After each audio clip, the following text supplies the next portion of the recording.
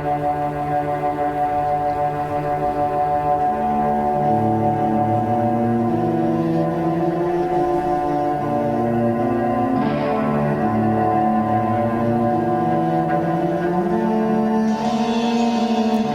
is the Nightshade Cult, a podcast macabre. We bid you welcome. Enter freely and of your own will. I'm Nick Grimm. And I'm David Graves. We will be your horror hosts for this dissection of Ridley Scott's 2012 cosmic horror sci-fi epic, Prometheus.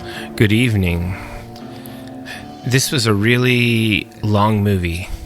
It's 2 hours and like 2 minutes, so 2 hours plus credits. Felt pretty long. It felt long. I love this movie. I don't know. I wasn't sure how you're going to feel about it. I wanted to open the episode with that so that everyone knows this movie has pacing issues, but the content of the movie is actually fantastic. Okay. I would not disagree with what you just said. That's actually, I would say the same thing. It's kind of like reading a novel that could have been, a tight 400 pages, but it's 600 pages. Mm-hmm. And there's quite a lot of deleted scenes for this movie, like 30 total scenes. Wow, that's a lot. That are cut out or are shortened.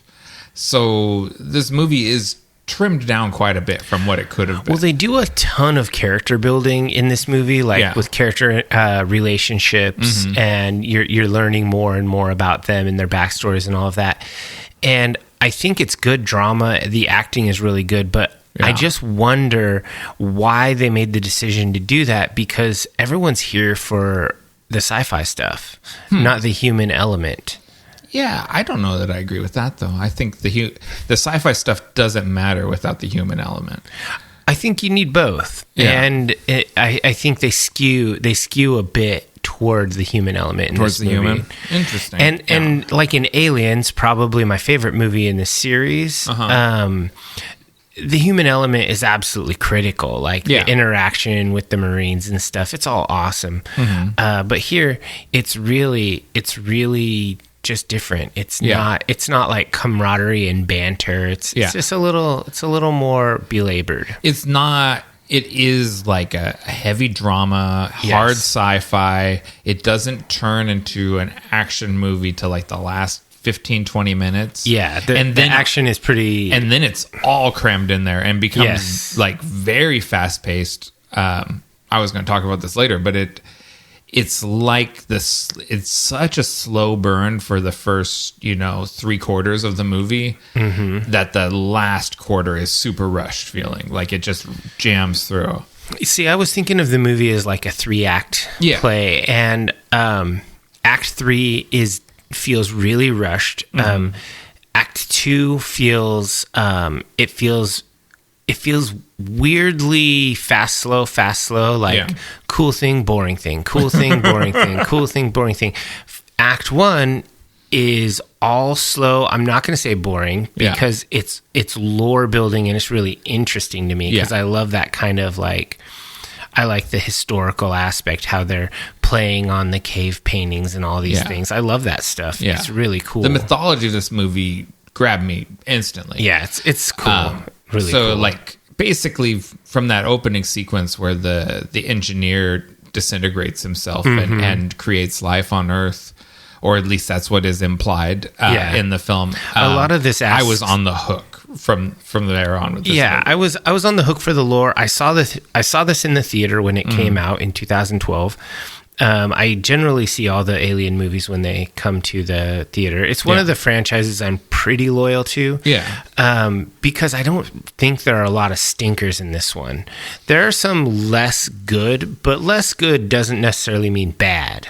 Yeah, I remember not liking the fourth one. I'll give that one was a thumbs down. Which one was that? Rebirth? Is that what it's called? Yeah, I think so. Yeah, the one with the clone of Ripley. It's not real Ripley because Ripley died or something. It has Winona Ryder in it, who's maybe also a clone. I don't remember the details of it. Yeah, now we're gonna have to watch that. I know. We get to the dregs of the Alien franchise. Maybe get into the versus Predator movies. Yeah, those are probably the ones. But although I gotta say, I got a weak spot for Predator. I love Predator. That's Predator's a flawless the best. film. We should definitely do Predator.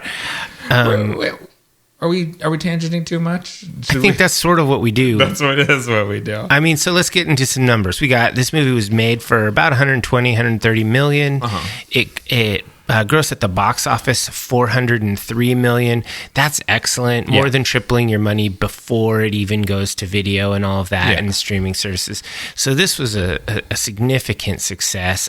The critics, some loved it, some hated it. This was a polarizing movie. Yeah, this movie was very divisive. When you look at the ratings, they're very...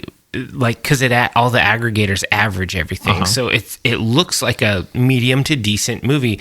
But when you actually get into the reviews, they're either like, "Whoa, this was awesome," or "Holy shit, this was boring." Yeah. So it's a little bit, and I have both of those thoughts in my head. Like, do you really? Yeah. There are parts of it where I'm just all about it, and other parts where I'm just like, get on with it. I'm tired of this. I was looking back, and this is probably my favorite movie of 2012, I think. That was the summer, Dark Knight Rises and The Avengers. There was a lot of big movies that year, and I would say Prometheus is probably... The Dark Knight trilogy is pretty good. So. Yeah, but that's the weakest of the three movies, probably. I still like it. It's got Tom Hardy in it. That's always... And Anne Hathaway... Yeah, I'm in the bag for the Dark Knight. That's a good movie. Yeah, so I remember seeing it in the theater. I remember really liking it. There was really only one part of the movie that I was like, "What? That was ridiculous." As I was walking to my car. Yeah. And it's the famous rolling Cheerio scene that everyone pans like, "You can't run sideways." Even when it gets Charlize Theron because. It rolls in slow motion toward her, and she didn't run sideways. It's like if a tree is falling directly at you and you don't run left or right. Yeah. You run back. Well, we know that there's a uneven terrain around her, and she failed her roll to navigate the uneven terrain. She actually failed her wisdom roll. Yeah. Yeah, I blame the terrain. Because that character is awesome. I love that character. Probably my favorite character. Yes. I mean, incredible. Charlize Theron, incredible in everything. Yeah, she pretty much kills it in every role. Yeah. And she got to do this movie because of the scheduling problems that happened with Fury Road. Fury Road got pushed back while they were looking for a new location. And so she had a spot on her schedule open up and got snatched up for this. Nice. I'm sure the person that they had that was going to do it in place of her or whatever that got booted, they were pretty salty about that. Probably. What do you mean her schedule opened up? Yeah. Oof. Yeah. I can't imagine that. All right. Well, let's get right to it. Let's get into this dissection of Prometheus.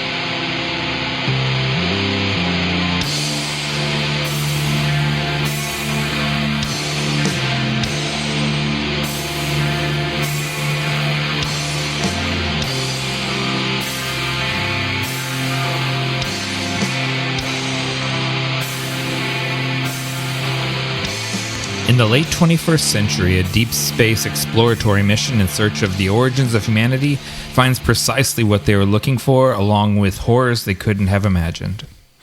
This I say it every time, but this plot is very simple, but it's extremely effective. Yeah. I don't think you need a lot of twists and turns in order to make a compelling movie. Yeah. And I really like how they set this up very, very very simply in the beginning. It's the literary concept of the promise of the premise. It's named Prometheus, the god who gives man fire, and in this case, this is the god that brings, or not gods, but the beings that bring life.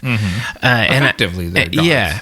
And I love how they set it up that directions were given to find these guys. We're gonna follow the directions and then cut, and we're on a crazy $1 trillion space expedition. $3 trillion. Funded by the private sector, because that is so realistic. Yeah, it's ridiculous. That's as you go back through the Alien movies, and I'll pull Blade Runner into this too. That's something that Ridley Scott was right on the money about. the way the power of corporations in the future. You know, like Waylon's homie Tyrell, you know, with his giant pyramid in the middle of Los Angeles. Like, it's... Is it confirmed these are in the same universe? Because they really feel like the same universe.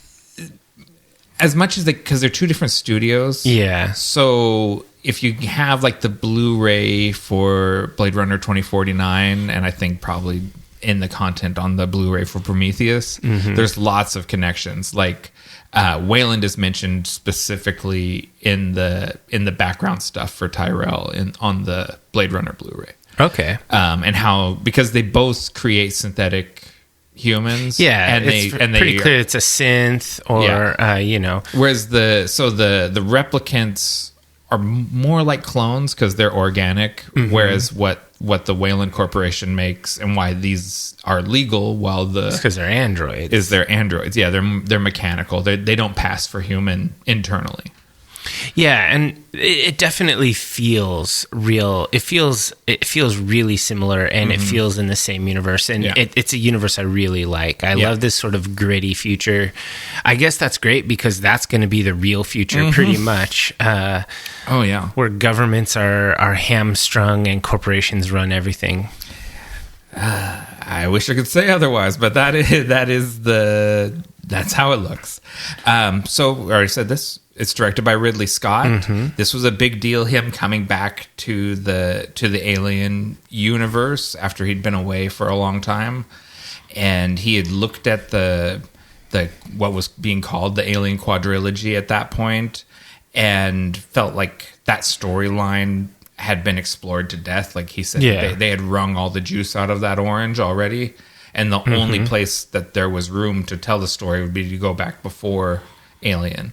Yeah, because, I mean, this movie really, interestingly, tells the story of how life began on, or intelligent life began on Earth, but it also shows the genesis of the xenomorphs, the first one. Yeah. I mean, that's you know, I'm just speculating. Most online people speculate that being bishop born from the engineer's body is the first of that type of xenomorph. Yeah, I've never actually seen Covenant, so I'm very interested to see what happened. Is it a prequel? Is that well? Covenant is a direct sequel to this. Oh, one. Okay, cool. And I've never watched it, which is weird because I love this movie. And so I know it has the traditional regular xenomorph in it. I've seen it, but I saw it when it came out. Yeah. It's a long time ago. Yeah, so it's faded a little bit in the memory. It's faded a lot. Yeah.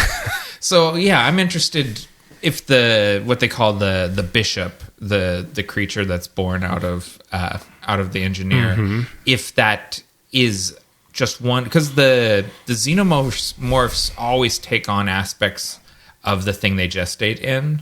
Yeah. So that one's going to be like hyper intelligent and whatnot. Yeah, one would assume. So it would just planting one in an engineer, would it always create a bishop? You know, like there's a lot of stuff I don't quite understand about the biology. Well, and that sort of brings me to the point of mystery and ambiguity in this movie. That's intentional throughout the series. Ridley Scott does not believe in explaining everything down to a T. He wants you to speculate. He wants you to imagine and consider. And I like that style of storytelling. I do too. I prefer it. Yeah. A lot of the scenes that were cut down make the movie more ambiguous than if they had been left in. There's less explaining. Yeah, less explaining and less, formalizing of what you're seeing and locking it down as like, this is what happened and this is why I did that. They kind of do away with that and leave it more open to your interpretation. Well, I really like that style of storytelling because, I can't remember what book I read. It's a book about writing. I think it was probably Stephen King's book on writing, which is probably one of the most famous writing books. Anyway, he says your audience can imagine something more horrific than you ever could because it will be absolutely personalized to them in a way that you could never do. So by storytelling like this, you will spin a tale that is either scarier or more interesting or cooler than the author could have because it's tailored to your imagination. Right. And I love that. I think Ridley Scott is a master of this style. That's why I rate his movies so highly. Yeah. And since you're mentioning the writing, it's got two writers, John Spates and then Damon Lindelof. The way Ridley described it, Spates did a lot of the legwork as far as writing the original story, and it was collaborative with Ridley, and he'd give notes and shoot things down and revise and come up with new ideas. And then Spates wrote the basic script, and then the studio wanted a more name writer to attach to it. And Lindelof was hot right then, I think, because of the success of like his TV shows like Lost. Okay. And so he came on and cleaned it up and formalized it and made it into like a proper sellable script. Yeah, I think it's pretty common for Hollywood to bring in like a finishing writer. Yeah, and John Spates, this was his first big movie, and he's gone on to have he used the writer on both of the Dune films. Nice. His career has gone up and up from here. He's doing A-okay. Yeah. Yeah, so I really like that. I also like how the story structure isn't, it's not, and then this happens, and then this happens, and then it's a lot more vignette based. It's like it goes from scene to scene, and the scenes don't necessarily have to be one right after the other. They're proximal in timeline, and I like how it kind of, it also jumps to the past, it jumps to the present, and this sort of fragmented storytelling, it kept me interested. Yeah, it's always very mysterious because you go, like we said, you go from this, like the origin of the species scene or sequence to our protagonists doing archaeology work to Michael Fassbender as David, alone on this spaceship with no explanation of kind of what's happening, what connects these scenes together. You just make your own connections. It's like when it jumped to David on the spaceship, I was like, that's an odd fellow. Yeah. And then it kind of goes forward, and I'm really captivated by Fassbender's portrayal. I love that character and the way he did it. It's so good. And it's very indebted to God, what is his name? In Peter O'Toole in Lawrence of Arabia, which you see David watching that movie, and this movie just keeps coming back up because it's a big influence on Dune. It was a big influence on the Mad Max movies, and now it's a big influence here. So I'm gonna just not to say that Lawrence of Arabia is not an important movie in film history.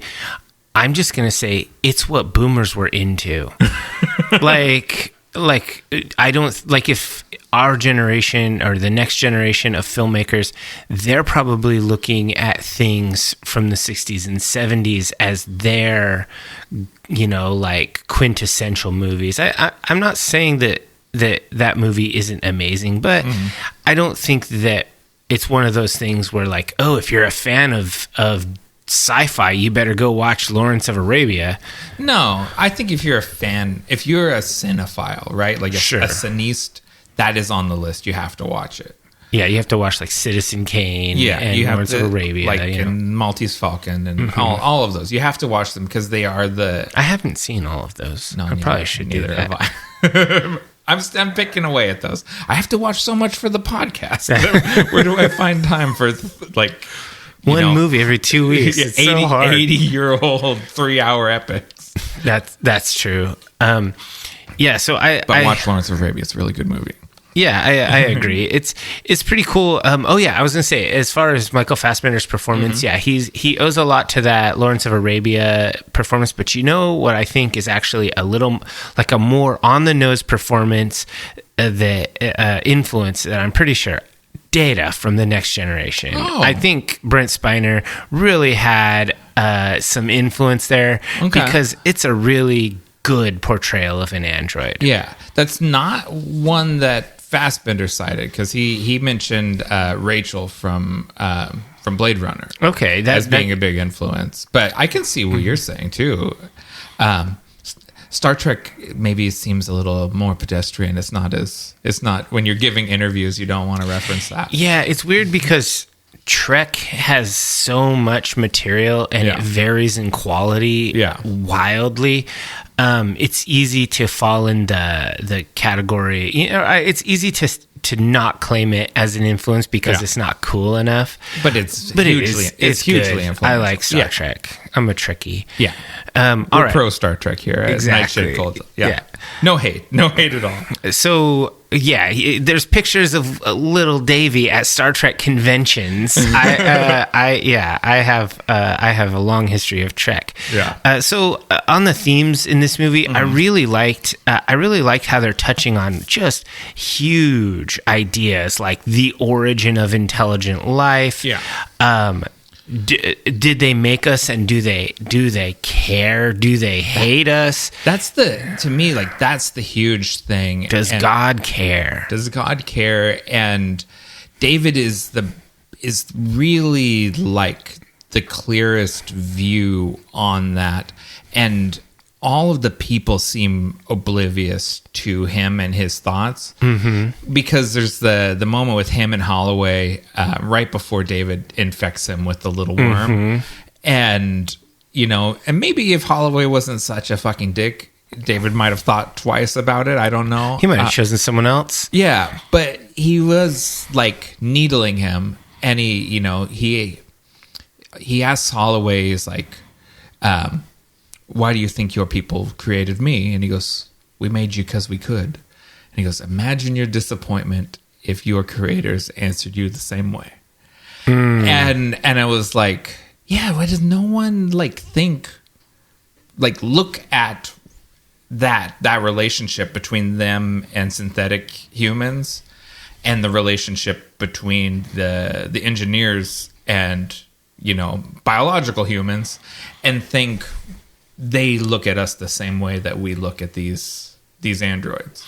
And it's interesting to consider also that the way that the humans looked at and treated David was they made him, and he was a slave. Yeah.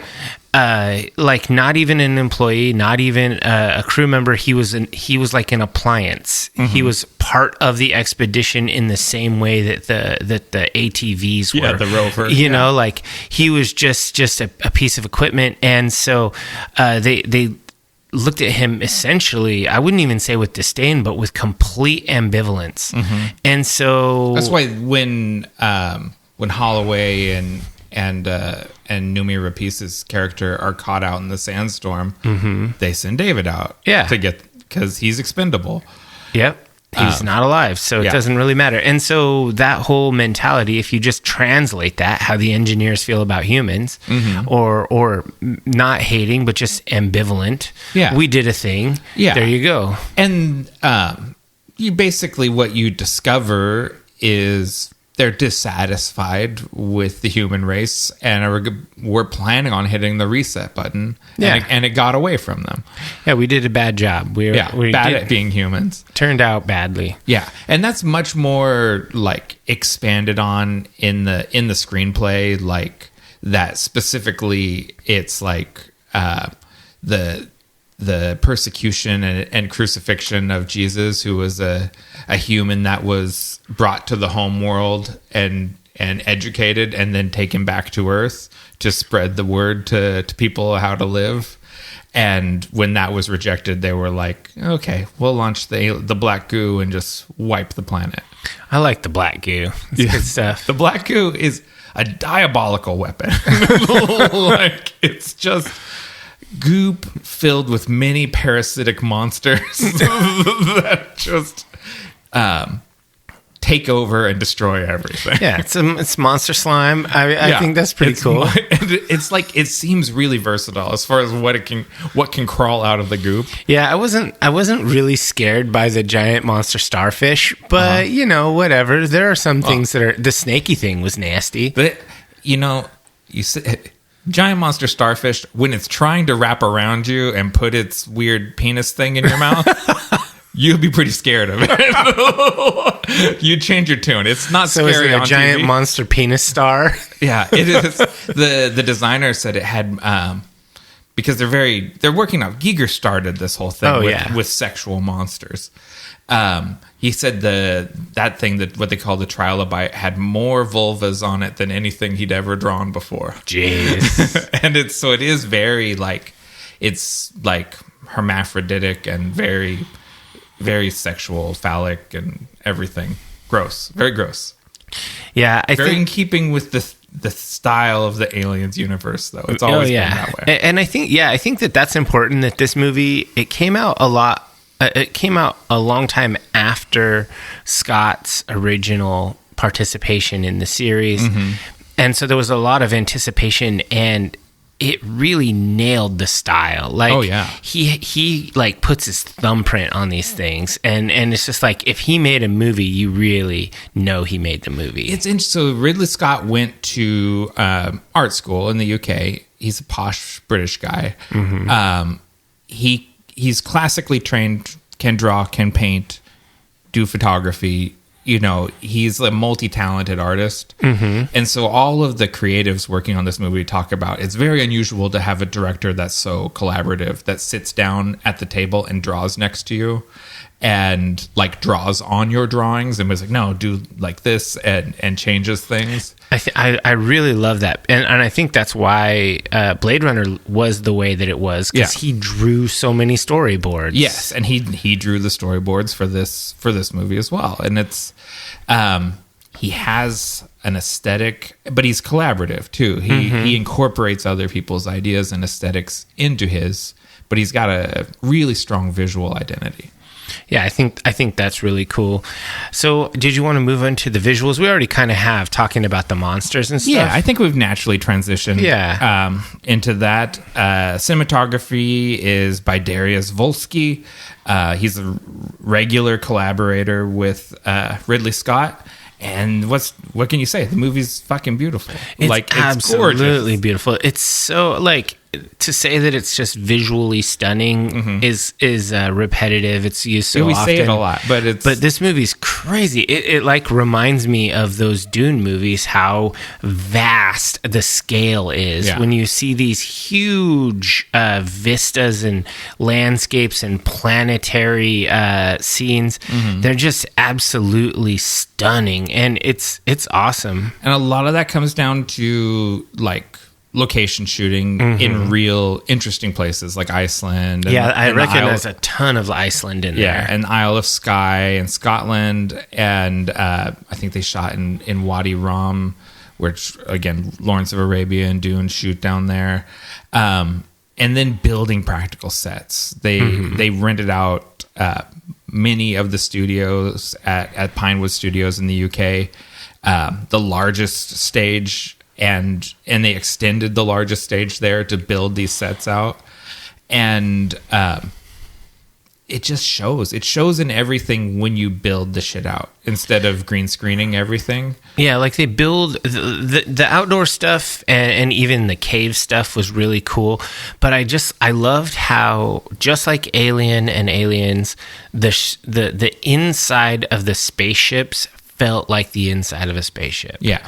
And you only get that when you build a spaceship and put real cameras inside of it. And then it feels a little claustrophobic. Yeah. And then when you get to like the super posh pod where the rich people live, you're like, it's like, man, everybody else is living in a shitty apartment and you are living in a penthouse suite. Well, yeah. Well, she's the CEO's daughter. That's everything we find out late in the movie.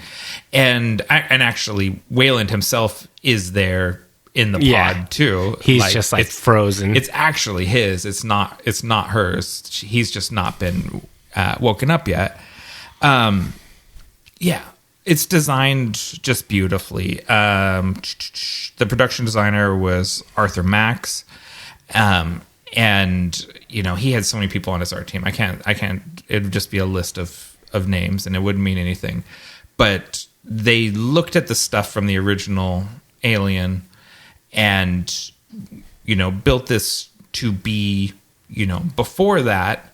But this is supposed to be the flagship of the Wayland, fleet or whatever. So this is the Cush luxury exploratory vehicle. It's not the space truckers vehicle. Yes. So it's got all the bells and whistles, like more so than the Nostromo in Alien. Yeah, this ship is absolutely cool. I love it inside and out. The outside's very cool. It looks so rad. Another thing I liked about this movie was the special effects with all of those crazy monsters that they made.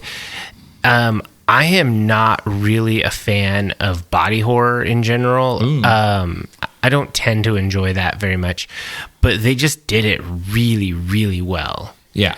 I mean, it's sort of like watching like werewolf movies. I don't love the transformations, but I'm impressed by a good one. Yeah. When what's his name? Red Mohawk guy shows back up in his alien form. Oh yeah. And his body's all twisted around, like his legs are up over his shoulders and everything. And you're like, I don't know why when you saw that on the monitor, anyone opened the door. Exactly. You're like, what's he doing out there? I thought that guy was dead. It's like, keep the door shut, you idiot. What are you doing? Yeah, these people have never seen a horror movie. Yeah. Yeah. I mean, we'll talk about this more in the what maybe worked or didn't work segment, but a lot of the movie is predicated on highly intelligent people doing very stupid things. Yes. and it's like, this strains credulity here and there. Yeah, they're supposed to be the best and brightest, the best money can buy, and yeah, they do some dumb shit. Yeah, they've got a little hibernation brain going on. They're not making the best decisions. Yeah, so I felt like the use of special effects in this movie with practical and digital was really, really good. Yeah, so the creature designs by Neil Scanlon, Connor O'Sullivan, and Carlos Huante. And again, big shoes. They're trying to reverse Giger. Giger came in. They had like a consultation with him when they were deep into development and showed him all the stuff, what they were working on. And he did like 3 drawings. It's very late in Giger's life. I don't think he was very active at that point. Yeah. But you had to bring him in and just see what the Meister had to say about, like, are we doing it right? Are we doing Alien right? Yeah. And so I feel like they did it right. I think they did it right. I think they captured the aesthetic really well without rehashing or retreading things we've already seen, which is difficult. So let's move into audio. Oh, hold on. Oh, we got more? Costume design by Janet Yates. Really cool spacesuits, just like, again, very well designed. Everything's very on futurist. Like, it seems, this is what, 80 years in the future from us, 70 years in the future. Yeah, from 70 us? some odd. Yeah. Yeah. So within, realm of, it's not crazy science fiction, like where it's way out there, but it's like suitably advanced from where we are right now, but stylistically cool. Yeah, it felt like most of the costumes and were realistic for something that could exist in our world slightly in the future. Yeah. And they just sort of blend in. They don't stick out, and that's a good thing. Like in Mad Max, the guys in shoulder pads and leather chaps, it sticks out. This stuff, it looks like a corporate science vessel's uniforms or whatever. Yeah. It just looks right. Yeah, just flight suits. Like, flight suits haven't changed a ton since the 1940s. No. So it's like, it's just advancing on the natural evolution of things from where we are. Yeah, and I like that. I don't think it should stick out. It should feel familiar, but have a little bit of fantasy in it. Yeah, totally. Okay, so you were saying audio. I was just going to say that this movie, the original score, how do you say his name? Mark Stratenfeld. I think you got it. Got it in one. German composer. Yeah, so the music, I normally am not huge into scores. Yeah. I don't know why. It just doesn't move me. I really thought the music in this movie was great. Yeah. It was powerful, and but it also wasn't overblown and distracting. Yeah, it is it just kind of plays in the background, and it took me a little bit to lock into it. Like I've played it several times, and the first time I was like, well, this is just a workman's score, and then like as I listened to it more and more and kind of like started going for the ride and understanding the themes, and like like the choral elements fit in with like the religious themes of the movie, and like how it complements the movie like gently and subtly, really works. Yeah, I thought that was really cool, and it was a standout part of it, I think. And he's a regular collaborator with Ridley Scott. Like Ridley has his people he likes to go to, and this is one of his dudes. And that helps, I think, with the whole vibe of a movie. Yeah, when you have a similar team. Yeah, and you have a working shorthand with each other when you're working with the same people over and over.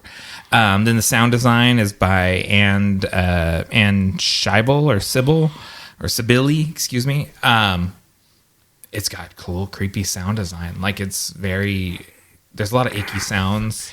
Yeah, this is a sound design of a horror movie. Yes. And this is meant to be scary. It's meant to be suspenseful. Yeah. It's a creaky old spaceship and alien planet, and it's like the growls of the alien creatures and all of this stuff. It felt like just the sound design was really intentional, and they did a lot of work on it. Yeah, when you open on the IMDb, open the sound department tab, there are many employees in the sound department. Yeah. Lots of people slippering goop around and popping pop rocks.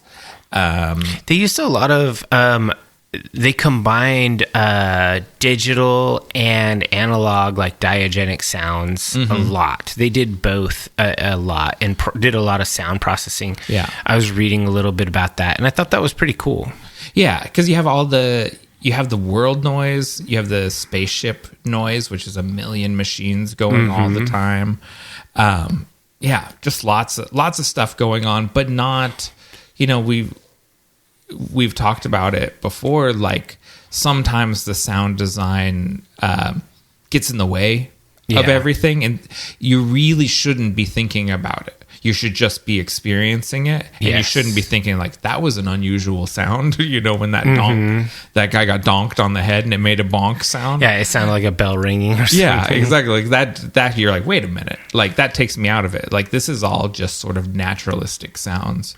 There was one moment with regard to sound design and music, and all of it kind of came together, and as well as visual art, that sort of felt to me like a pinnacle of the sound.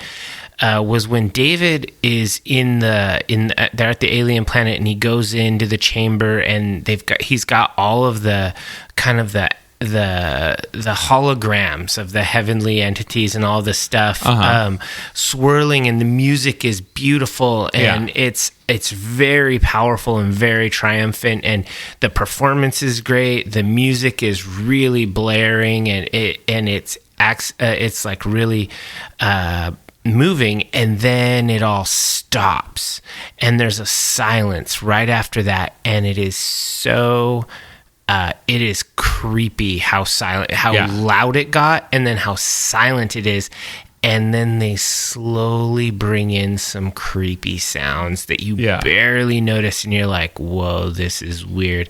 It was masterfully done, the way that they did that scene.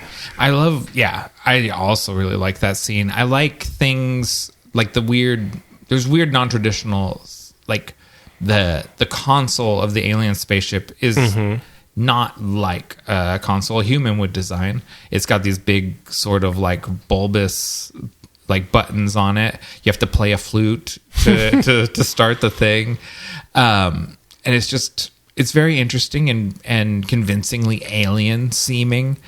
And Fassbender plays it so beautifully. Everyone gets out of the way of the holograms, which I think is kind of an interesting detail, because he's sitting in the chair, which is way too big for him because it's for one of these engineers, and the hologram engineer goes to sit in the chair and he gets out of the guy's way, just instinctually, because you don't want to get squished, but you wouldn't get squished by a hologram, obviously, but it's just you react to it as a object in the room.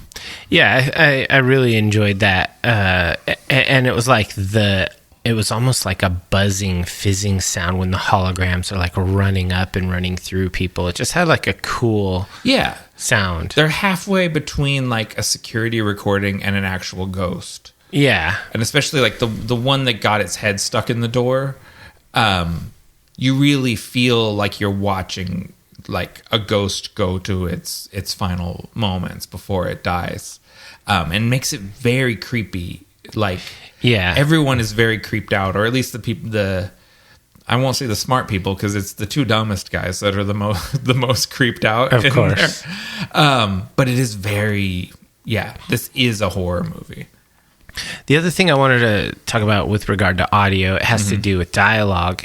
I think that the inclusion of ancient languages and having those be like spoken and acted out, and the language of the engineers and all this stuff, I just thought that added a lot. It added a lot of mystery. I like it when you hear a language that sounds familiar but also strange. Yeah. Like when, like in the Lord of the Rings movies, when people speak Elvish, I like it when they include languages that are fictitious. And there was actually the guy when David is watching the videos, like the language videos, that guy that you see there is the linguist that developed the sort of Proto-Indo-European language that they're speaking. Nice. And it all has real translations, but they don't provide it. We don't see what David is no saying. Subtitles was a good play. Yeah. So that's really like more and more films are doing that. I think the no subtitle thing when it suits the story, and I like that. It's because it's supposed to be for impact. The performance should let you know what's happening. Yeah. And you can infer that whatever he said, the engineer didn't like it because he pulled his head off. You don't have to know exactly what it was. It just wasn't something that made him happy. Yeah. I mean, so how about performances? All right. Where do we start? Who do you got first? I mean, I don't have them in order of favorites or anything. No, me either. So I have Noomi Rapace. Is that it? Yep, the Elizabeth Shaw, the original girl with the dragon tattoo. Yeah, and she's the archaeologist that's determined to find the origins of humanity, and she's the sort of the faith MacGuffin. She's the true believer in all of this, and she's also the one that gets away. Yeah, the final girl. Yeah. I like her. Have you seen the Dragon Tattoo movies? I have not. I've never watched them. Like, it launched a whole genre, basically, that Scandinavian noir thing. No. She's always great, and those are where she made her career, was in those movies. So I need to get back to those. I like her in this. I like that her faith is unmoved by discovering that God is a marshmallow-headed alien guy. It doesn't really affect her spiritual values at all, and I actually like that about her. I don't find it to be super realistic, but then again, I also don't relate to super zealot believer types, generally speaking. I think it's kind of...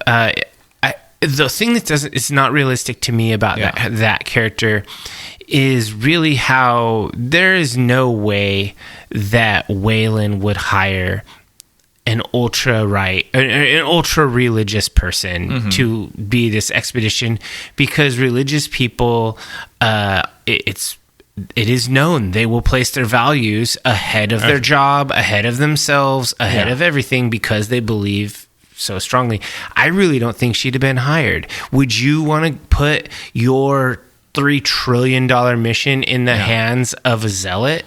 See, I don't see her as a zealot. I see her as a spiritual person. Do you know what I mean? Like, because she's not threatened by the idea that these are just alien creatures. That doesn't really factor. Faith is self-generated. That's the thing. Sure. You know what I mean? So you determine your own value system, what you put your own faith into. So I don't see her as a zealot just because she has like a spiritual system.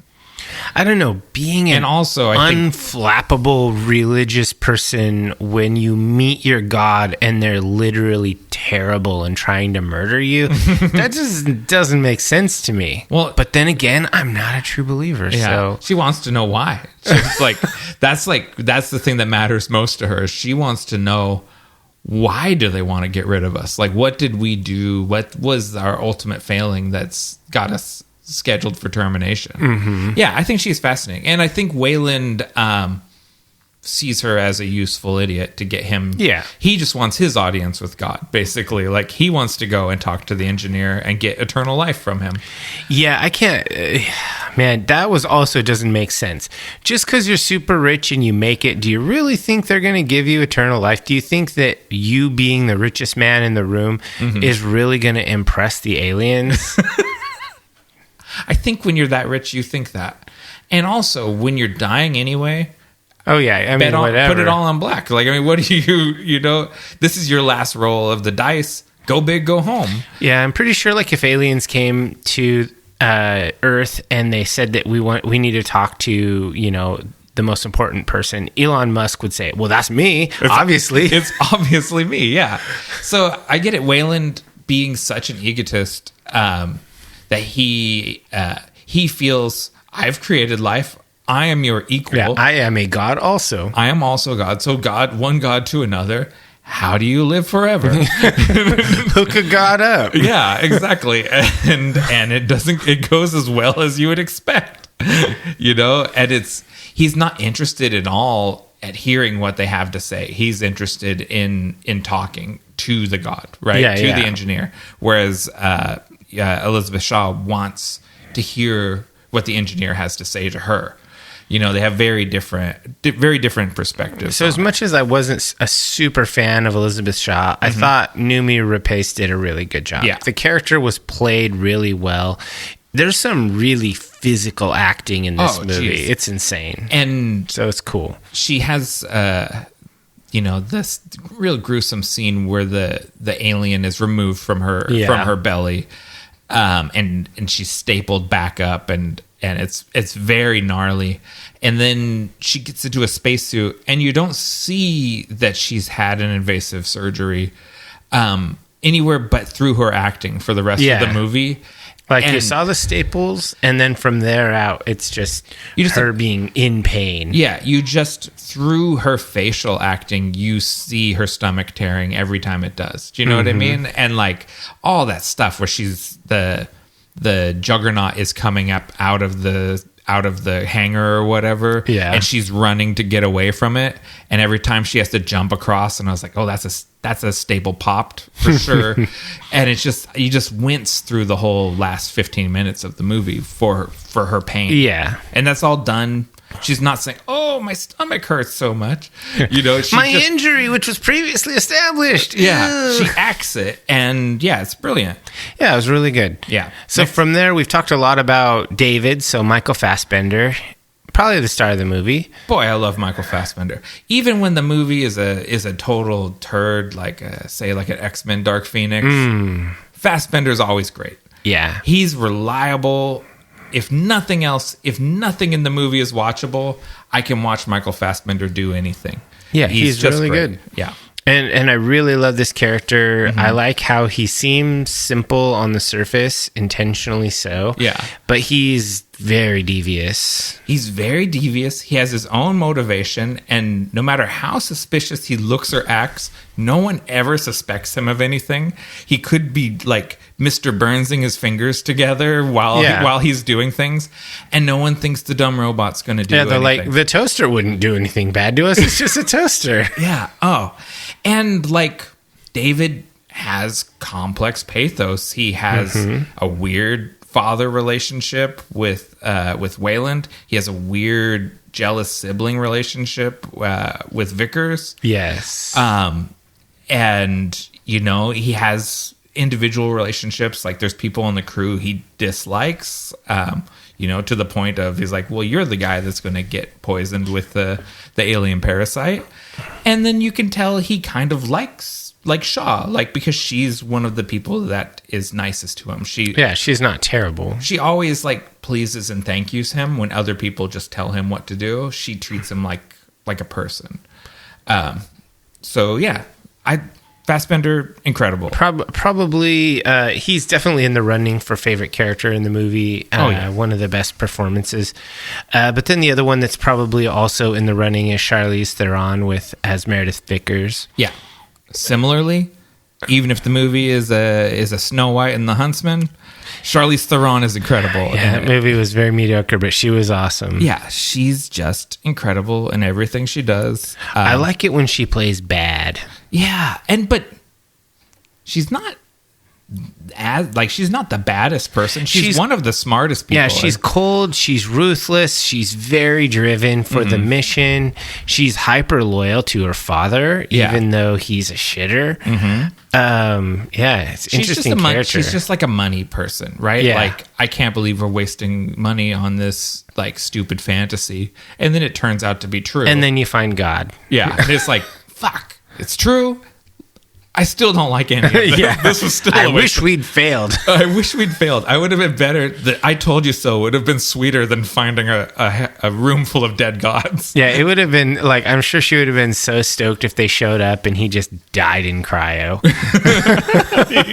He never woke up.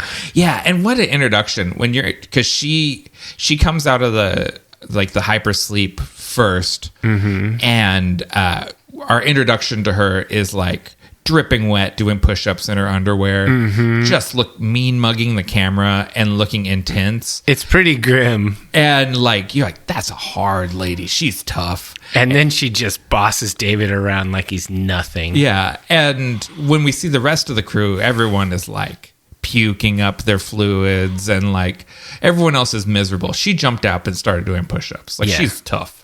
This is not her first big sleep, and she's prepared for all this, and is very in charge. So yeah, awesome. Yeah, it was really good. And then we have Idris Elba as Janik, the ship's captain. He's awesome. This cast is stupid. It's so good. It's as these people are popping up, and you're oh yeah, I forgot Idris Elba's in this. What? Benedict Wong is in this in a barely named side character. It's what a crazy cast. It's got so many of my favorite people in it. Yeah, I was really stoked when I remembered when I was doing my show prep. It's oh yeah, Idris Elba's in this, and he's awesome. He's the pragmatic captain. He's noble in his way, and he does the right thing. Yeah, he's described as a longshoreman and a sailor with a military background. There's a whole backstory where he had been stationed on a military installation where there was a viral outbreak, and the whole thing had to be sterilized. And then that informs the decision he makes at the end of the movie, which that it's got to be ended. Yeah, that whatever, all that stuff can't get to Earth. Yeah, I liked it when he said in there, it's we can't take this back to Earth. Yeah. He knew no matter what happens, once shit went sideways and people started getting infected and stuff, even if they made it off the rock and everything seemed fine, they couldn't go back to Earth. Yeah. It just couldn't happen. It's too dangerous. Yeah, yeah. You destroy the whole planet. Which is the theme of almost the entire Alien franchise is the Wayland Corporation trying to get this stuff back to Earth. Yeah. Like, because this becomes their whole modus operandi from here on out is alien bioweapons. Like, they're like, how do we get that shit that killed everyone back to Earth, and how do we use it to kill people? I mean, kind of sounds like SpaceX would do that. Yeah, like we discovered a super parasite, and we're going to weaponize it. It was already weaponized. It's actually already in torpedoes. Yeah. We just need to... And we don't need to sell it, because now that we can kill the whole world, you just have to give us what we want. Oof. Yeah. Great performance from Idris Elba. Yeah. Just we got Guy Pearce as Peter Wayland.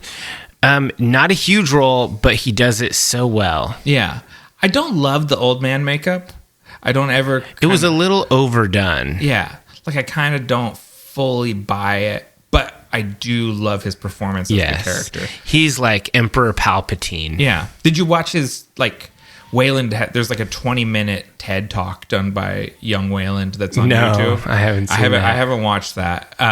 But, yeah, there's a lot of cool background stuff for this movie. Just stuff that develops the characters. Nice. Yeah, Guy Pearce, another superstar. Yeah, we got Logan Marshall Green as Charlie Holloway. I really liked this character. He's the other archaeologist. He does some really dumb things, like when he takes his helmet off and stuff. I hate this dude. Like, that's not that it's a bad performance. It's a great performance. But I fucking hate him so much. I think I would get along with him. Well, probably, but he is... Like, I was in the army with dickheads like him. I can see that. Yeah. He's a big baby that God is dead when he gets there. Like, it really bums him out, and he gets drunk and is mean to everyone about it. He's very inconsiderate to his girlfriend.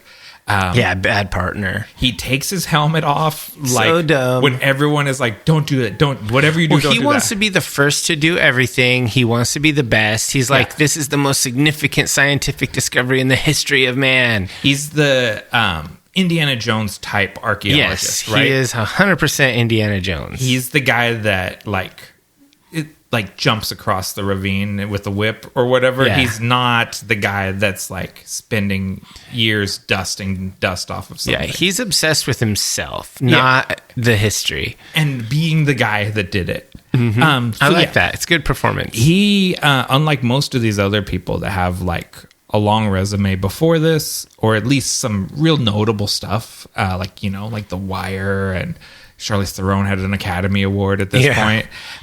He was someone they found as a stage actor in New York off Broadway. Like, did not have a lot of credits, but just something about him spoke to Ridley Scott. He's got a little presence about him. Yeah, and he said that he was reading the screenplay, and he's like, oh, I die pretty early in it, but it's like, it's got me hooked, and he keeps reading, and then by the end he's like, wait, this is an alien movie? Like, I'm going to be in an alien movie? That's crazy, because I'm not even a movie actor. So that's pretty cool. Yeah.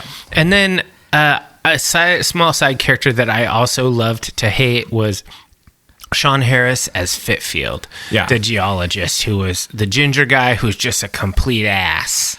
Again, very notable. He's a character actor who I always enjoy. He kind of always plays the same guy in whatever movie he shows up in. It's basically the same ginger prick. You know? Yeah, that's like an archetype, ginger prick. Yeah.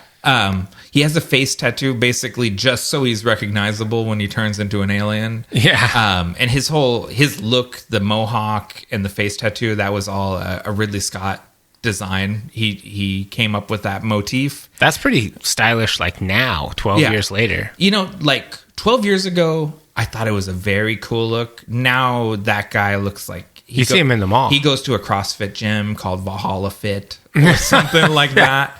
And does like TikTok videos about being a modern Viking, you know, like...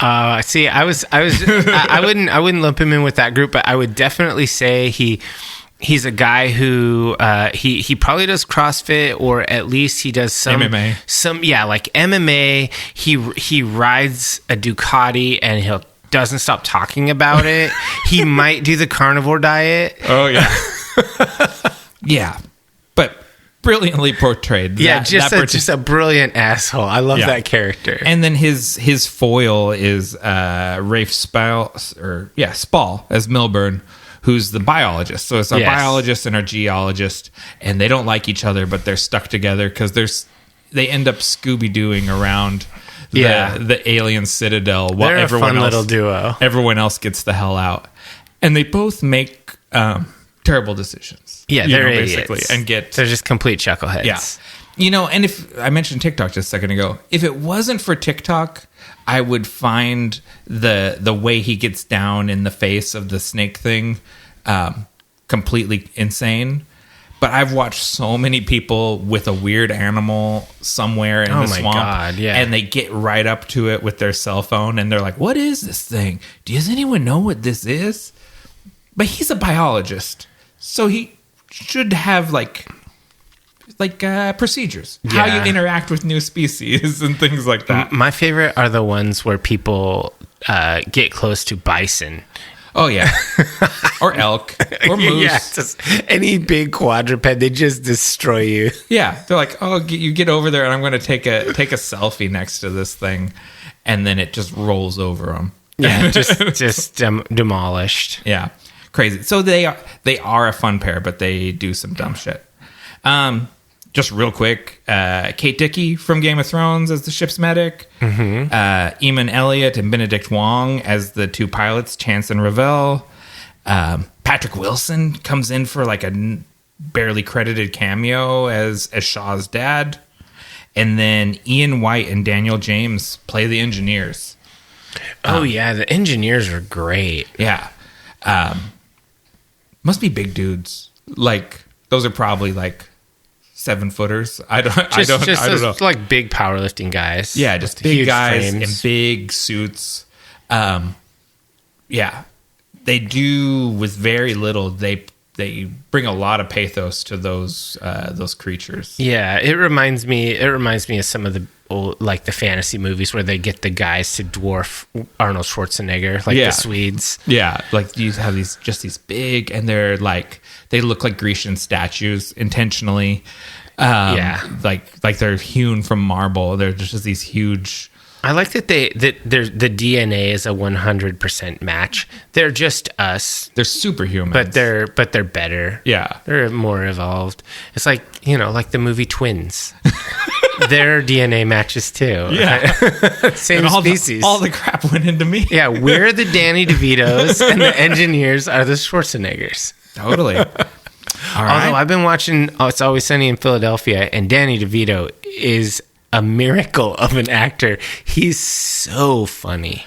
Oh, dude. Not to get too tangenty. Yeah. Every once in a while, I will put on like a YouTube like super cut of all of these jokes from Always Sunny in Philadelphia. And then once you start one of those playing, it will just queue up another Always Sunny super cut. And it'll be like all the best Frank moments. Yeah. Volume 1, 2, 3, and then just go on and on. Frank is the best. He's incredible. my favorite. Yeah. All right. So let's get into what's your personal highlight? It's tough, but I settled on, I think, the thing that has always stuck with me, and it's just the very first sequence of the film. It's the creation myth. This basically became my favorite creation myth immediately watching it. The engineer comes down to the planet. He's walking around in Iceland, goes up to this beautiful like waterfall, drinks from this sacrificial chalice, and it unravels his DNA. He goes into the water, and his DNA makes the building blocks for life on Earth. It reads so well. Like, there's no explanation of what's going on, but you understand everything completely. Yeah. What you're watching. And it's just so well executed and just beautiful. I love that so much. And no matter what else happens in the movie, I was in the bag just from that opening sequence. Okay. Then runner-up is anything with David in it. Yeah. So it's funny because I actually was going to choose the opening sequence, everything from the cave paintings all the way to the creation myth. So I'll just go with the scene that I already described before, with David in the engineer's chamber with the holograms and the stars, the music, it's all so beautiful and so amazing. And Michael Fassbender is just channeling like true awe. I love that scene. That scene really stuck with me. And it would be easy to choose some of like the action sequences or whatever, but those aren't what's truly memorable. There are really good action movies. This isn't really one of them. Yeah. This is like a creeping eldritch horror. Yeah. And so I'm going to go with that moment of discovery. I really liked it. That's a really strong one too. So what worked for you? What worked for me? What we just covered most recently, the incredible ensemble cast. Okay. It is just like, it's loaded with many of my favorites. Michael Fassbender, Charlize Theron, Idris Elba, Benedict Wong. I love all of these people. They're some of my favorite actors in the business, and they're all in this movie. And even when they're small parts, everyone gives it everything. Yes. The philosophical ideas that are explored by the movie, that's what has always captured me about this, is like these ideas about, that's something that Ridley Scott returns to over and over again, about what makes human life is Dave. To me, David is a human being. Roy Batty is a human being. These synthetic people are just as legitimate beings as biological humans. And the fact that the biological humans are created by an engineer just sort of puts the nail on that. Sure. That this idea that, your humanity comes from your thoughts and feelings, not your construction. So in Fallout 4, you stood with the railroad all the way. Okay. All the way. Destroy the whole world in order to support the Sims. No future. Amazing. Yeah, I'm fully on board with that. And then just the visual, the cinematography, production design, costumes, everything's gorgeous. Even if sometimes Ridley Scott movies have some storytelling issues to them, as they often do, they're always visually exceptional. Yeah. He's just an amazing visual storyteller and filmmaker. And, I want to watch everything he does because it's always going to be interesting, even if it's not perfect. Yeah, for sure. So for you, what worked for you? I mean, you really hit the high points here. So I put them in a little different order. Okay. I have the aesthetic of the movie, just the way that it looks. I love it. I love the cohesive nature of how everything feels real. Yeah. The costumes are realistic. The spaceship looks like it could be a thing that exists and made by humans. I love all of the photography of the big landscape shots and all of that on Earth, and then the ones on the planet that they showed up on. I love that. But there are just little details that were really cool. Like when what's her name? Elizabeth Shaw is on the ship and she's running away and she grabs like a fire axe or whatever. It looks like a cool futuristic battle axe, but also it could be a fire axe. Yeah, it's just really cool design, and I liked that weapon. It's like an IKEA fire axe. It just has like, it is designed somehow. You could tell a Swedish person made that. It's just really cool, and like the little touches on things, like when in the destroyed or the wrecked penthouse apartment or whatever, the beautiful leather-bound books strewn across the floor. It's just, everything looks awesome. I love the way this movie looks. And there's like marble columns. It's just great. Anyway, then the ensemble cast and the performances, they're so good. Even if you don't agree with the writing, with exactly what that character did, you can find no fault in these character performances. Yeah. The acting was just excellent. And then lastly, I don't particularly love body horror as a I don't seek it out, but it was done really well, even in things like the improvised alien extraction from her body. It's so good. It was so crazy. She tries to get it to do a cesarean section, and it's calibrated for a male patient, and so she's like, manual surgery, foreign body, abdomen, and just like hope for the best. Yeah, it was just like so good. And then later on with the bishop alien thing being born out of the engineer, I just thought that all of the body stuff and all of the effects were just so good in this movie. I thought it was great. So, and that's thematically, like, that's poignant too, because it's like she gives birth to that thing, and then it saves her. She uses it to save her, or it saves her, depending on how you want to frame that, and kills her creator. Like it's it was pretty cool how circular that was. Yeah, it's very like Greek tragedy, epic. Awesome. Okay. And so, what didn't work for you? The storytelling. We've alluded to this several times. It's a bit clunky. It's very slow until it's not. Which makes it feel uneven and sort of rushed. Like the ending feels like it's rushed to wrap up all of the ideas that it has going on, with maybe just kind of too much to do in the time that it has. And the whole film hinges on very intelligent people doing stupid things over and over again for the plot to advance. Someone with like an advanced graduate degree has to make an absurdly stupid decision for that thing to happen. And that just sort of like, you're like, I'm just not sure that anyone would do those things that these people have done.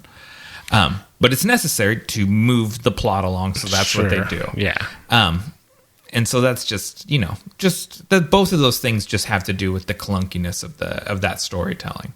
What about you? What didn't work for you? So, I have 3 bullet points, and they're almost the same things you just said. I just separated one of your things into 2. So, I think unresolved plot points. Sometimes the mystery is a little too mysterious. Okay. I would have liked a little more lore here and there, but I also think that part of that is they're trying to be really ambitious, and they're trying to be very, very vague so that you can fill in the blanks, and you can really deep dive this. And I think that some of it is unsatisfying. I think that the character decisions are absolutely ridiculous. They're illogical. Some of them are strictly unintelligent. And it's like why when what's his name, the brash scientist, what's his name, Charlie, when he's clearly infected or whatever, and she won't let him back on the ship, Vickers. Why does he have to get roasted? Why can't he just like go not get on the ship, and they try to figure something out? Why does he walk forward and say, okay, roast me? Why doesn't he just turn away and say, no, it's okay, guys, don't fight about me getting on the ship, I'm gonna step away, we're gonna sort this out? Why does he have to decide, I'm gonna be burned to death, quite possibly the most painful of deaths? It really is like, even if you are like, she's right, I should not get onto the ship, it's too dangerous to everyone else. Shoot me, or you just step away. You say, no, all of you guys get on, we're gonna figure this out, but I'll be out here while we do it. And then of course, once they're on, you can be like, all right, y'all, I'm gonna go jump in the chasm or whatever. But don't burn me to death on the deck in front of my friends. It is a really epic self-sacrifice, though. When you talk about him being the gung-ho sort of archaeologist, the I burned myself alive to save everyone is a pretty good thing that someone with like some sort of messianic complex would do. It was a little cringy. And of course the previously mentioned not running sideways as the Fruit Loop rolls towards The you. terrain, David. The terrain was uneven. So bad. And then lastly, the slow pacing. It was like Act 1, medium, okay. Act 2, slow. Act 3, very, very fast. It was like, I don't know. I didn't love the pacing. There were parts that dragged. Like when like the two scientist people, the Elizabeth and Charlie are like laying in bed talking and blah blah blah, and it's like, yawn, move forward. I don't care what you think about this. It's not interesting. This is not dramatic in any way. This is just exposition. This is just you guys are like expending wind. You're saying nothing. So I just thought that scene was super boring and should have been cut, when they should have included more lore and less character building for people that are like, he's gonna get roasted anyway, quite literally. I don't need more character building for that douchebag. We know who he is. He's a douche. So those things don't work for me. So what's your final rating? I've said it several times. I love this movie. I think it's an underappreciated movie. So it's a strong 4 from me.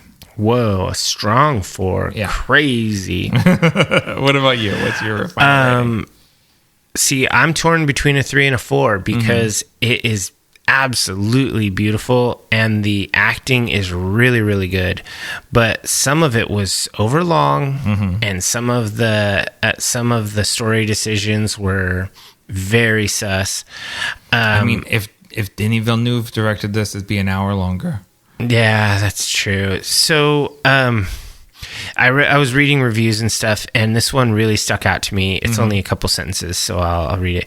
Overall, Prometheus was a visually impressive and thought-provoking film that sparked conversation and debate. However, its flaws in plot and character development left some reviewers cold.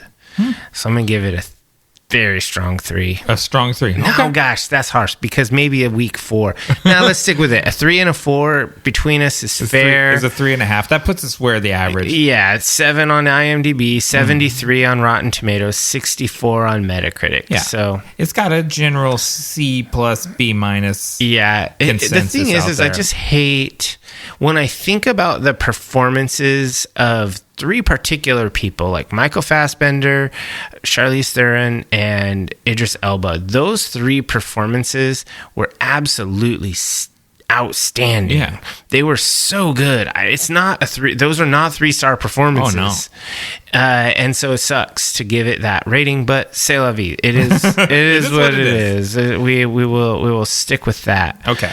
So let's take a short break, and then we will come back with the Vault of Darkness.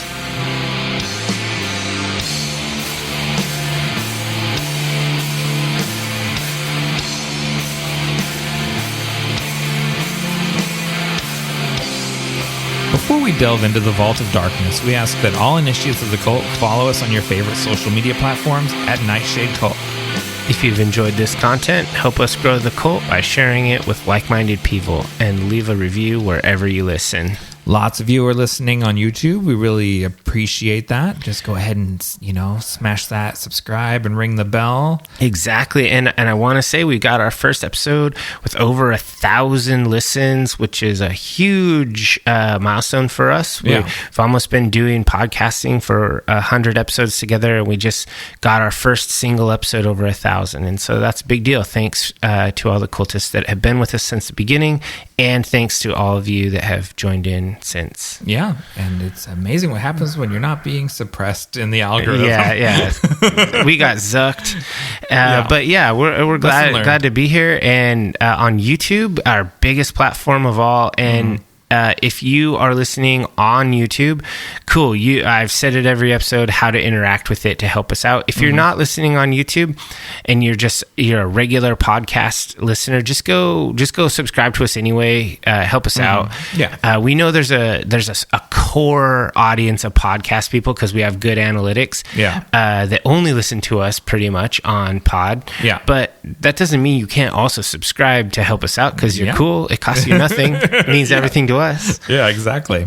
So what do you got? Do you have any dark tidings before we get into the vault? It's like a dark tiding current event thing I did. It fits right in. I went to a performance, a thing called the Paranormal Cirque by Cirque Italia. Oh, yeah, I saw you went to that. Yeah, it made a stop here in Vancouver, Washington, and it also did one in Portland, Oregon. And I went to the Vancouver performance, and it's a 2-hour show. I don't know if you've ever gone to a Cirque du Soleil or like a regular kind of circus where you're sitting in stands and crazy stuff's happening in the rings. Wait, I've been to some small like type some things freak at Vegas. Show type things. Yeah. And so it's kind of like that. It's a 2-hour show where it's like a single ring circus. You're all in the round around it in bleachers. There are no bad seats. Everyone can see really well. And it is part traditional circus, like things like the high wire, juggling, animal abuse, no animals, exploitation of people with disabilities. No, just regular macabre exploitation of willing participants. Okay. There's a strong element of like theater and cabaret, and improvised comedy, and some. Like it's just really, really cool, and it's got a horror monster theme with zombies, vampires, monsters, crazy priests, devils, and it was extremely fun. Awesome. It was very cool. It was funny. It was like damn impressive watching the circus performers, like the acrobats and the contortionists and people doing kind of dramatic performances that are really fun, kind of that kind of remind me. There was some kind of burlesque adjacent performances, and then there was just some straight up comedy, like the guy that's sort of, I guess, nebulously the ringmaster or whatever. He's very funny, and they have a whole progression where he starts off as like filming a YouTube video, and by the end of it, he's been turned into a vampire by and it's just really fun. It was just really cool. So that's what I'm pulling out of the Dark Tidings. If you have a chance, they're touring North America. If you're going to watch the Paranormal Cirque, if you can, go. It's worth it. So we got coming up June 20th to 30th is Regina, Saskatchewan. Okay, Canada. Winnipeg on July 4th through 14th. Thunder Bay, Ontario, July 26th to 29th. And then there's more here in the Pacific Northwest coming up for Paranormal Cirque 2 dates. So Yakima, Washington, June 21st through 24th. Spokane, June 28th to July 1st. And Missoula, Idaho Falls, Boise. And then they're off to the East Coast after that. It's really good. I mean, I've seen Cirque du Soleil a couple of times, I believe, and it was really, and that stuff's freaking amazing. This is clearly a little lower budget, but the performances were ridiculously fun. When they've come through, because this is not the first time that they've been in the area, and I've seen the tents, and I've been sort of like, circus. Interesting. Yeah. But I've not known anyone that went. So it's like evil ass carnies. Like I have some friends who went. That's the only kind there is. Yeah. Well, yeah, and like there's like vampires and zombies, and it's got a haunted house element to it. As you're going into it, there's some jump scares as you're in line trying to get into your seat and stuff, and there's like spooky haunters and stuff. It's just very fun. I had some friends that went to it, I guess last year or the year before. Last time they were in the area, area, and they invited us to go with them. And so next time they come through, I'll go again. Okay, cool. It'd be very cool. Very cool. So what about you? Got any dark tidings? I did have one thing because I wanted to follow up on something. I think last episode or the episode before, I talked about Francis Ford Coppola's Megalopolis. Oh. And how it debuted at Cannes, and very mixed reviews from the critics and the people that saw it. And no one was sure who was going to put this movie out. Finally, a studio has stepped up to take the bullet, and Lionsgate is going to release it. Nice. It's going to be coming out on September 27th and playing in IMAXs for 1 week. And then it's going to be bumped for the new Joker movie after that. But the president of IMAX promised that it would get an IMAX release, and so they've found a place in the schedule where they can squeeze this movie in. Well, that's cool. Yeah. I kind of want to see it. I know. I want, again, if it's just a beautiful disaster, that's still something. Yeah. You know what I mean? And I'm interested to see it. Sometimes you want to watch the train wreck. Yeah. It's the Metallica Lou Reed Lulu album. Ooh, gosh. Sometimes that happens. You listen to it once. Yeah. You're like, wow. What a mess. Amazing. So glad they did that. Exactly. Anyways, moving on. I think it'll be better than that. Probably. Yeah. All right. What are you pulling out of the vault? All right. I'll be brief because kind of my Paranormal Circ thing was a little bit of a recommendation. Okay. This is just a thing related to Idris Elba. Oh. Luther. Yeah. I have been playing a full replay of Cyberpunk 2077. Oh. Because they did a full revamping of the game, kind of like Fallout 4, how they did a full update and revamp for the consoles. And there's one DLC. It's the only one that will be created. And so it's very comprehensive. Redoes many systems in the game. Yeah. It's called Phantom Liberty. So it's really, this is just Cyberpunk 2077, and it's generally 2.0 and 2.1 are the patches. And it's a big departure. If you've played the game already, you owe it to yourself to go back, reinstall, play it again from the beginning. If you've never played it and you do PC or console gaming, this is really, really good. And the reason I say it's Idris Elba related is because not only is not to give away too much, but you end up getting in the first act of the game, you end up getting a crazy relic chip stuck in your brain, and you get like a hollow engram, they call it, of a famous rock star from the past overriding your personality, and it's played by Keanu Reeves. Right. And so Keanu Reeves is your constant companion, imaginary friend. You can only see him. And so I was like, that's cool. They got a celebrity or whatever. And then in Phantom Liberty, when you start those missions and you go down, you actually partner with a real person.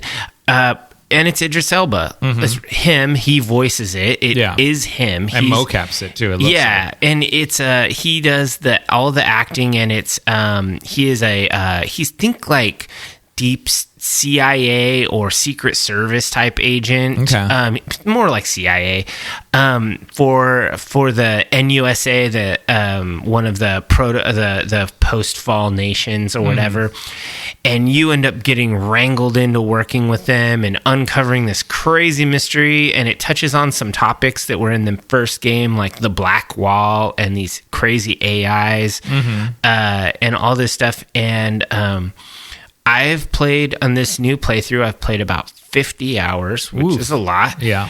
And I have completed all of the Phantom Liberty content, or all of the Phantom Liberty main quest. There's like a bazillion new gigs, and which are small side self-contained missions that are all really well designed and fun.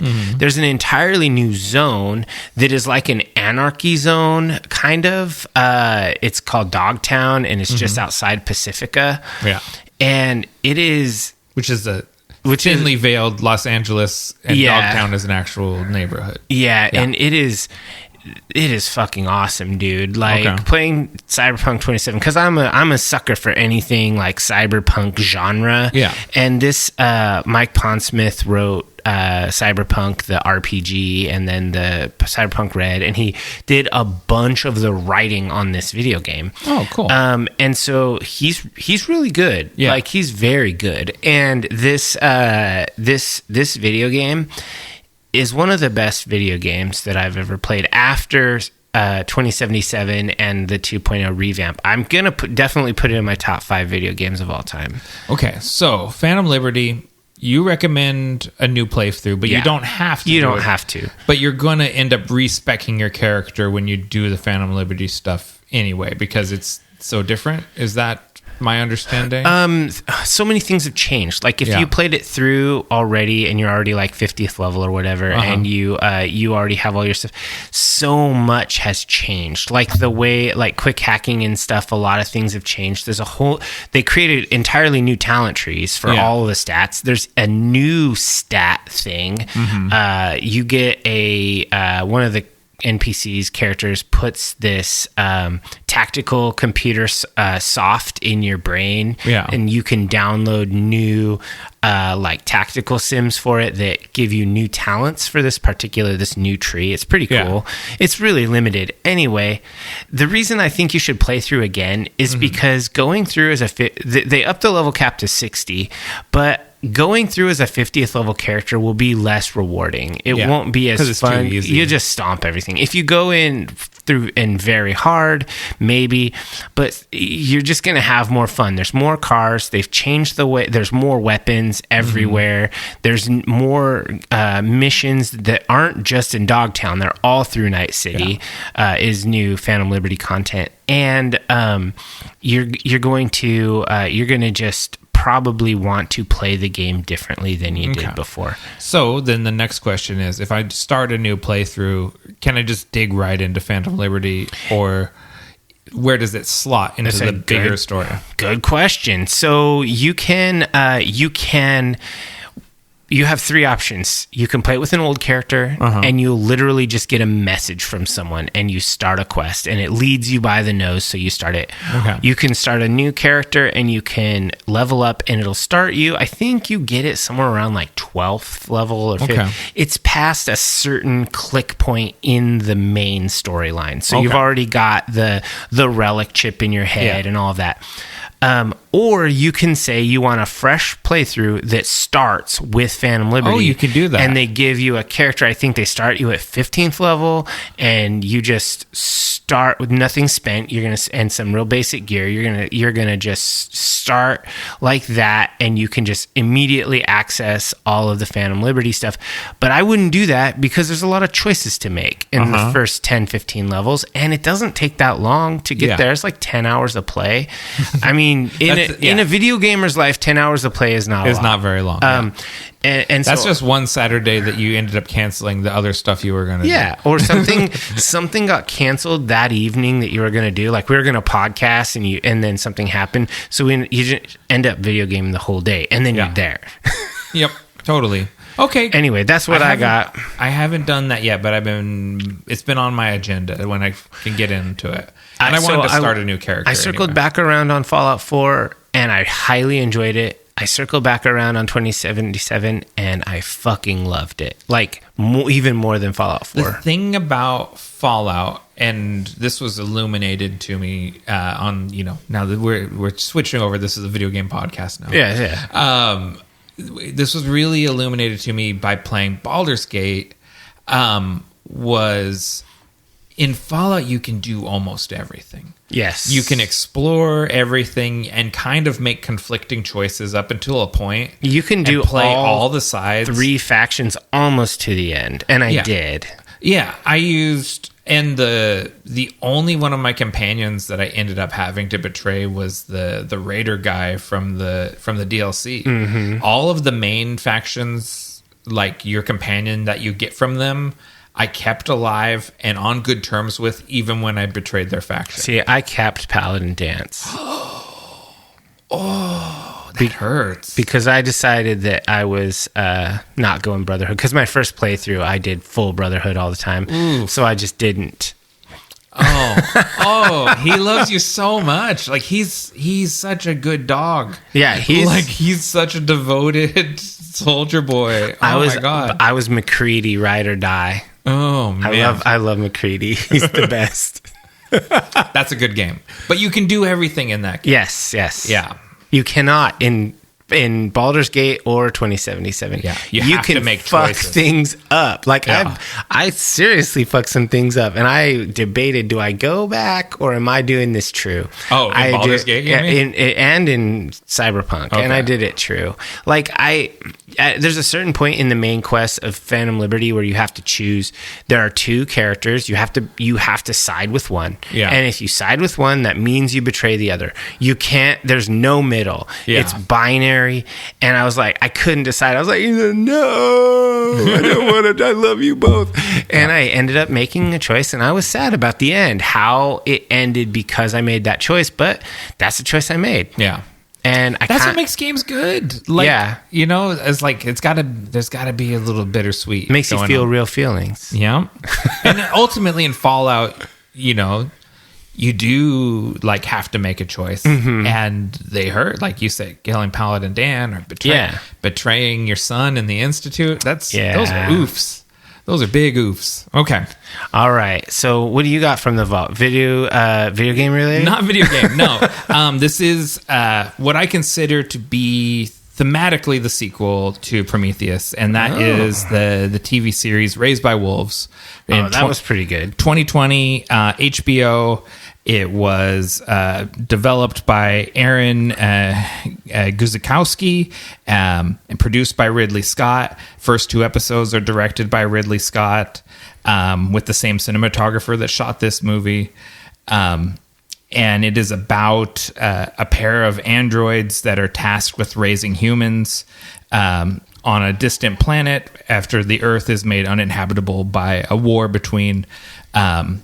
corporations. No, it's should like be corporations. Zealous atheists and oppressed, zealous atheists and oppressed religious minorities are basically at war with each other, and it's dealing with a lot of the same topics that Ridley Scott goes back to again and again, as far as artificial intelligence and the nature of humanity and the origins of religion. It's got it's really interesting cast. Amanda Collin plays mother. Abu Bakr Salim plays father. Travis Fimmel from Vikings plays kind of a dual character Marcus / Caleb, and his partner is Niamh Algar as Sue / Mary. That's because they are certain people that have had their faces swapped with other people, and that's why they have dual names.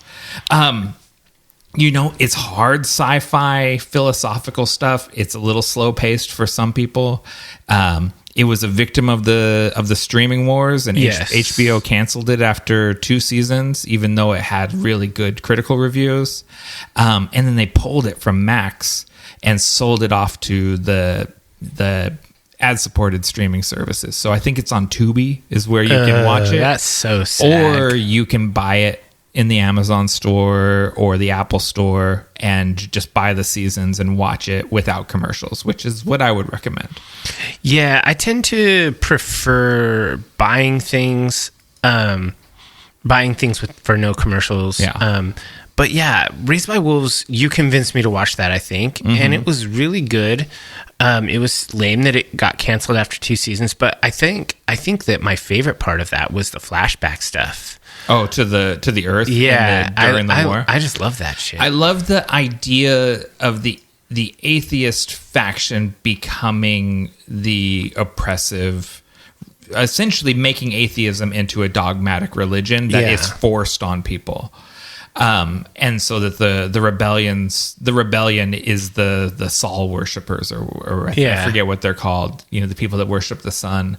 And it turns certain things around, and I think there's really interesting performances in it. You know, there's no harm in watching an ad-supported episode on Tubi, and when you get annoyed with the commercials, then just bop over to Amazon and buy the season. Or, you know, probably you can buy these seasons in that big bin at Walmart where there's just piles of DVDs. Oh, yeah. Just dig in there and pull out a few great TV shows. Like the recent season of Alone just started, and they release week by week, and I could go on the History app or History channel and watch it with ads because that's the option. Yeah. or I just buy the whole damn thing on YouTube or Amazon, and I get my episodes on every week with no commercials. Yeah, and commercials, they ruin everything. Basically, if there's no, if you don't pay, you're the product, right? Yes. And so you don't pay, they show you commercials, you pay, and you avoid commercials. You have become the sponsor of the program. Yeah. This episode is sponsored by you. Yeah. Thanks, me. Yeah, I love this. I helped me out. Yeah. Yeah, I don't know. Yeah, that's a really good recommendation. I think Raised by Wolves was totally. It's kind of like Serenity, the Brown Coats, all that stuff. Yeah. Just good sci-fi series that go away. That just shouldn't have. That really Firefly. That's what it's called. Yeah. Firefly, good sci-fi series that should have got more life. It's just sadness, but that's the way it goes. Or maybe, because it didn't go on and last and give Joss Whedon more time to embarrass himself. Maybe Firefly is locked in amber and is perfect in its weird little form. Yeah, that's true. We never should give Joss Whedon more time on screen. We'd like to thank you for joining the Nightshade Cult. Until we meet again, we're wishing you unpleasant dreams.